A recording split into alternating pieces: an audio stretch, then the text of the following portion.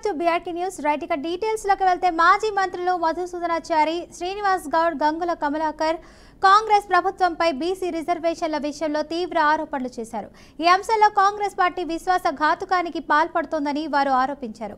బీసీలకు ఉన్న 42% రిజర్వేషన్లను అమలు చేసేందుకు అవకాశాలు ఉన్నప్పటికీ వాటిని ప్రభుత్వం నీరుగారుస్తోందని మధుసూదనాచారి అన్నారు. ఇక ప్రభుత్వం జీవో ఇవ్వకముందే కొందరు కోర్టుకు వెళ్లడంపై ప్రశ్నించారు శ్రీనివాస్ గౌడ్. ఇక కేంద్రంలో బీసీ మంత్రిత్వ శాఖ లేదని, రాష్ట్రంలో బీసీలకు మంత్రి పదవులు కూడా కేటాయించలేదని విమర్శించారు. కాంగ్రెస్ ప్రభుత్వం బీసీలకు న్యాయం జరగడానికి స్పష్టమైనటువంటి రోడ్ మ్యాప్ ఉన్నప్పటికీ దాన్ని రకరకాలుగా నీరుగార్చి బీసీల మనసులలో గుణపాలు దింపుతా ఉన్నది. పర్యవసానాలు చాలా తీవ్రంగా ఉంటాయని రేవంత్ రెడ్డి ప్రభుత్వానికి, కాంగ్రెస్ పార్టీకి హెచ్చరిస్తూ ఉన్నాం. కేసీఆర్ గారు తెలంగాణ రాష్ట్ర సాధనోద్యమాన్ని ప్రారంభించినప్పుడు కొద్దిమంది వ్యక్తులకు తప్ప ఎవరికి కూడా తెలంగాణ రాష్ట్రం సాధ్యమవుతుంది అనేటువంటి నమ్మకం లేకుండే. అటువంటి పరిస్థితుల్లో ఉద్యమాన్ని ప్రారంభించి తెలంగాణ రాష్ట్రాన్ని సాధించడం సాధ్యమైనప్పుడు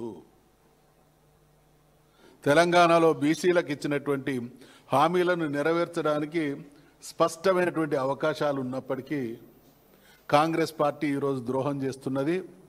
పంచాయతీరాజ్ చట్టం 285A ప్రకారం చట్టాన్ని సవరించి మేము పెంచినా సుప్రీంకోర్టులో నిలవలేదు, తెలుసు మీకు అది. మళ్ళీ ఈరోజు మీరేం చేస్తున్నారు? సేమ్ అదే పంచాయతీరాజ్ చట్టాన్ని సవరించి మళ్ళీ మీరు పెంచుతున్నారు.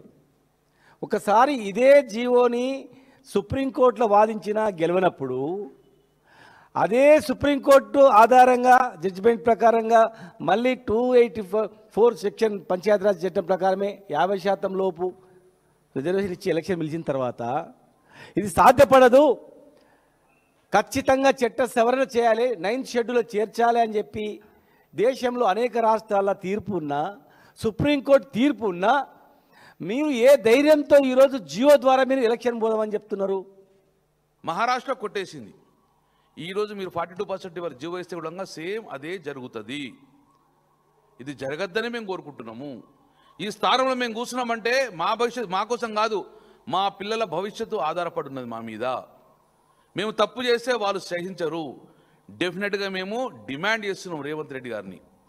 మళ్ళీ మళ్ళీ చెప్తున్నాను, అవమానం చేస్తే సహిస్తాము, అన్యాయం చేస్తే సహిస్తాము, కానీ అవమానం చేస్తున్నావు కాబట్టి మీరు 42% బీసీ రిజర్వేషన్ కావాలంటే డెఫినెట్గా ప్రధానమంత్రి దగ్గరికి వెళ్ళాలి. ఇది ఒక్కటే సొల్యూషన్. ప్రధానమంత్రి ఆ రోజు పివి నరసింహరావు గారి దగ్గరికి ఎట్లయితే జయలలిత సాధించుకున్నదో ఈరోజు మీరు దగ్గర 50 సార్లు మీరు ఢిల్లీకి వెళ్ళినరు. ఏ ఒక్కరోజు ప్రధానమంత్రిని మీరు కలవలేదు బీసీ రిజర్వేషన్ గురించి. ఏ ఒక్కరోజు మీరు 100 మంది పార్లమెంట్ సభ్యులు అసెంబ్లీని స్తంభించ చేయలేదు.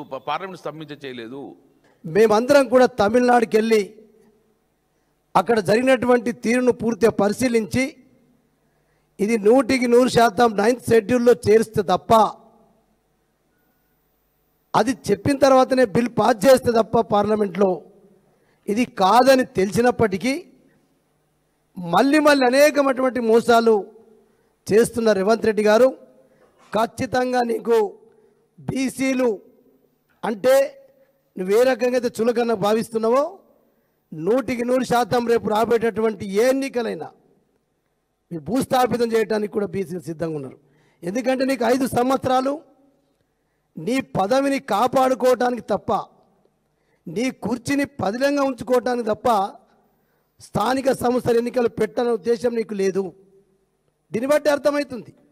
ఎందుకంటే ఢిల్లీలో 4 రోజుల ముందు మాట్లాడిన మాటకు హైదరాబాద్కి వచ్చంటే మళ్ళా రిజర్వేషన్ల ప్రక్రియ మొదలుపెట్టిన వెంటనే నీ డ్రామా అర్థమవుతుంది.